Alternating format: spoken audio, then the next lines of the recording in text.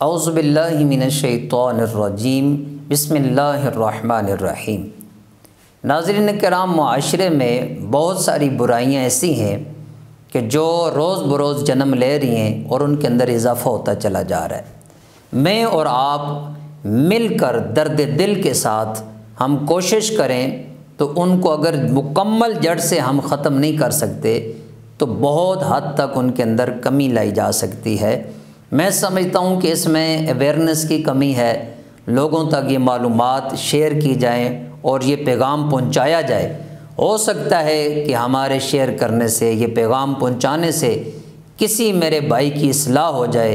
اور اللہ تعالیٰ جب تک وہ نیک اعمال کریں، برائیوں سے بچتے رہیں، اللہ اس کا اجر اور ثواب ہمیں بھی عطا فرماتا رہے گا۔ تو آج کا میرا ٹاپک ہے قوم لوط،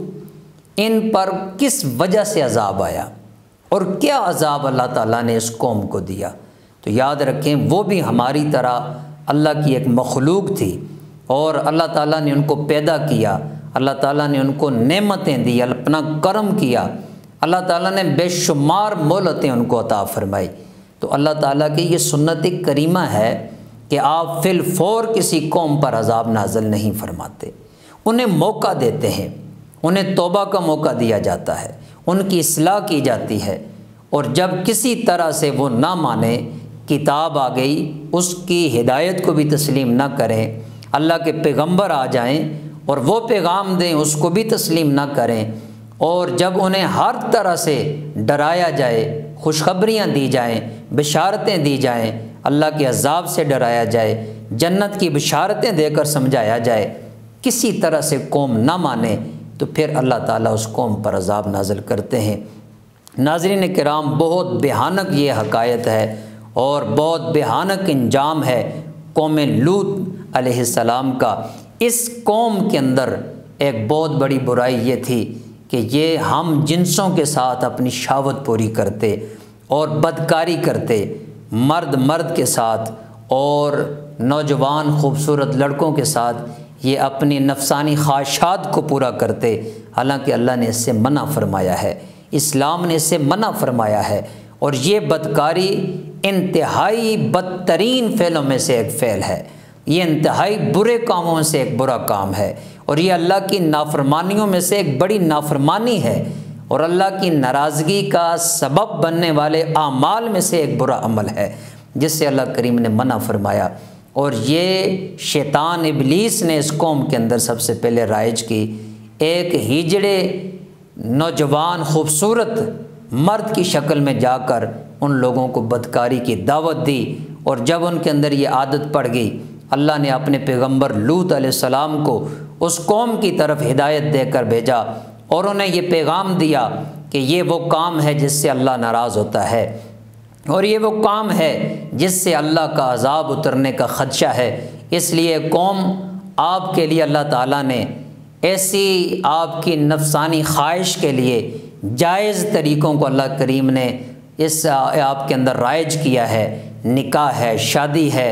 اس کے ساتھ آپ ایک جائز طریقے سے اپنی زندگیوں کو گزاریں، گناہ اور حرام کے کاموں کے اندر مت پڑیں۔ لیکن اس قوم نے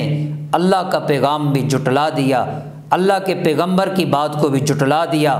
اس قوم نے ہدایت کو بھی پس پش ڈال دیا، اور حتیٰ کہ یہاں تک باغی ہو گئے اللہ کے قانون کے، کہنے لگے لوط آپ جس عذاب کا ہمیں ڈر سنا رہے ہیں، اگر آپ سچے ہیں تو اپنے اللہ سے دعا کریں، اللہ وہ عذاب ہم پہ نازل کر دے، ابھی کا ابھی آ جائے، آج کا آج وہ عذاب آ جائے، اور ہم اس عذاب کو دیکھنا چاہتے ہیں۔ جب لوط علیہ السلام نے دیکھا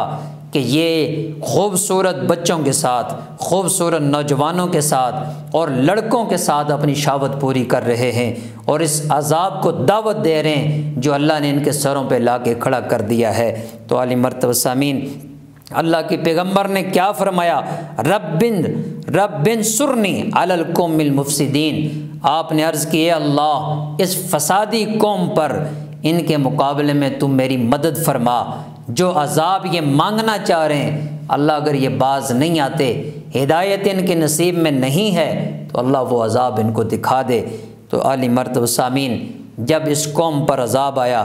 تو اللہ اکبر، آج بھی ہمیں عبرت کرنی چاہیے، اپنے معاشرے کو دیکھنا چاہیے، ہمیں اس عذاب سے ڈرنا چاہیے کہ ایسا نہ ہو کہ ہماری زندگی کے اندر اللہ ایسے عذاب کو نازل کر دے اور ہمیں بھی تہس نہس کر دے، چونکہ یہ ایسا عمل ہے۔ تو کیا عذاب آیا؟ اللہ نے آسمانوں سے پتھر برسائے اور ہر پتھر پر جس بندے کی موت کو مقدر فرما دیا اس کا نام لکھا ہوا تھا، وہ پتھر آسمان سے برستا، اس بندے کے سر پہ آ کر پڑتا اور اسے ہلاک کر کے چلا جاتا۔ ایک آیت میں آتا ہے، امام غزالی رحمۃ اللہ علیہ نے اپنی کتاب مکاشفۃ القلوب کے اندر اسے ذکر کیا ہے کہ قوم لوط کا ایک آدمی تجارت کی غرض سے مکۃ المکرمہ آیا ہوا تھا، وہ اپنا بزنس کی ڈیل کی غرض سے آیا ہوا تھا، حرم کی حدود کے اندر تھا، اور ایک پتھر جس پہ اس کا نام لکھا ہوا تھا وہ حرم کے اندر داخل ہونا چاہ رہا تھا۔ فرشتوں نے اس پتھر کو روک دیا اور کہا یہ شخص حرم کے اندر ہے، لہٰذا تم جہاں سے آئے ہو واپس لوٹ جاؤ۔ لیکن روایت میں آتا ہے کہ 40 دن تک زمین اور آسمان کے درمیان فضا میں وہ پتھر معلق رہا اور منتظر رہا جب یہ شخص جو اللہ کا نافرمان تھا، جو اللہ کے نبی کا نافرمان تھا، جو اللہ کے قانون کا باغی تھا اور اس برے فعل کا مرتکب تھا، جب یہ حرم کی حدود سے باہر نکلا، اس پتھر پہ اس کا نام لکھا ہوا تھا اور وہ پتھر برسا اور اس نے آ کر اس کے سر پہ گرا اور اسے ہلاک کر دیا۔ سامعین عزیز وقار، یہ انتہائی کبھی فعل ہے، بلکہ احتیاط یہاں تک ہے۔ حضرت عبداللہ بن عمر رضی اللہ تعالیٰ عنہ کے بارے میں آتا ہے کہ آپ اپنے گھر کے دروازے میں موجود تھے، اچانک آپ نے نگاہ اٹھائی اور ایک خوبصورت لڑکے پر آپ کی نظر پڑی، آپ دوڑ کے اپنے گھر میں داخل ہو گئے اور دروازوں کو بند کروا دیا اور فرمانے لگے کہ ایسے شخص پہ نظر ڈالنا اسلام نے منع کیا ہے، ایسے لڑکے پہ نظر ڈالنا اسلام نے منع کیا ہے جس سے انسان کے اندر کوئی وسوسہ پیدا ہو سکتا ہے، جس سے وہ گناہ کی طرف جا سکتا ہے۔ لہٰذا آپ حضرات سے گزارش ہے کہ ہم اپنی تنہائیوں کو بھی پاک کریں، ہم اپنی مجالس کو بھی پاک کریں، ہم اپنی محافل کو بھی پاک کریں۔ انسان اللہ کا باغی ہو جاتا ہے اور جب اللہ کے قانون سے ٹکراتا ہے تو اللہ تعالیٰ اس کی دنیا بھی برباد کر دیتا ہے، اس کی آخرت بھی برباد کر دیتا ہے۔ اللہ ہمیں توبہ کی توفیق عطا فرمائے اور ایمان کے ساتھ ہمیں موت عطا فرمائے۔ وآخر دعوانا الحمدللہ رب العالمین۔